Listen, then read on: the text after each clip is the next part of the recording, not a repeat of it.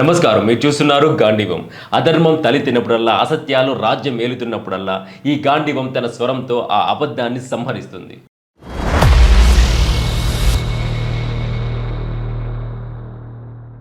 ఈ మధ్య సోషల్ మీడియాలో ఒక వీడియో చూసి ఉంటారు.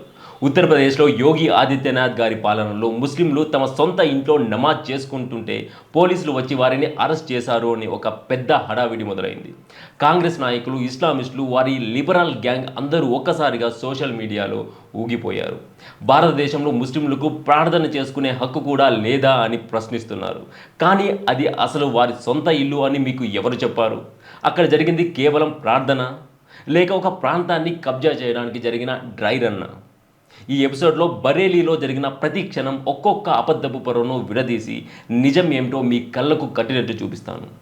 డిజిటల్ యుద్ధంలో విక్టిమ్ కార్డులను వీరు ఎలా వాడుతున్నారో ఆధారాలతో సహా బయటపెడతాను. నిజాన్ని నిర్భయంగా వినండి. ముందుగా ఈ కుట్రను ఎలా అల్లారో చూడండి.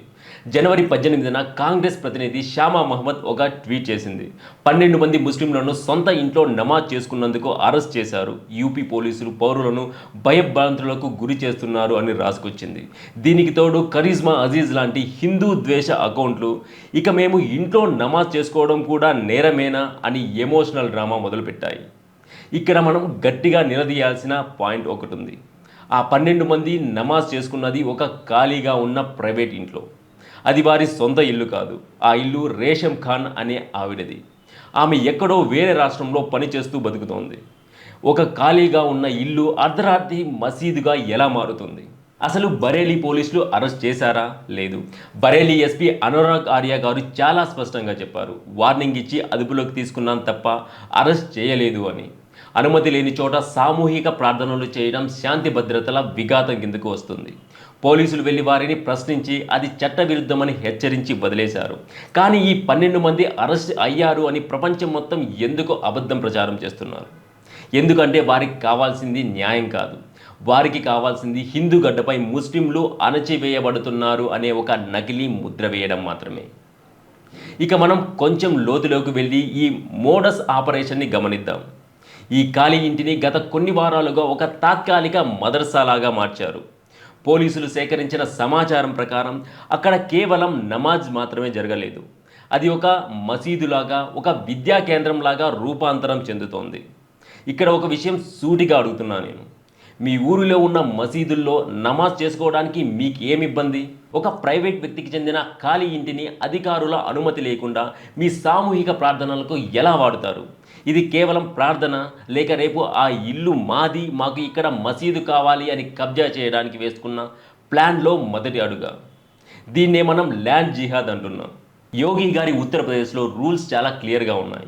కొత్తగా ఏ మతానికి చెందిన గ్యాదరింగ్ జరగాలన్నా అడ్మినిస్ట్రేషన్ అనుమతి ఖచ్చితంగా కావాలి. వీరు ఆ అనుమతి తీసుకోలేదు. ఒకవేళ స్థానిక హిందువులు ఆ వీడియో తీయకపోయి ఉంటే ఈ పాటికే ఆ ఖాళీ ఇల్లు ఒక పర్మనెంట్ మసీద్ అయిపోయి ఉండేది. పోలీసులు వెళ్ళి అక్కడి పరిస్థితిని అంచనా వేసి రేపు ఇది రిపీట్ చేస్తే కఠిన చర్యలు ఉంటాయి అని వార్నింగ్ ఇచ్చారు. దీన్ని హింస అని ఎలా అంటారు? ముస్లింలను టార్గెట్ చేయడం కాదు, అసలు చట్టాన్ని అందరికీ సమానంగా వర్తింపచేయడం కూడా నేరమైపోయిందా ఈ దేశంలో?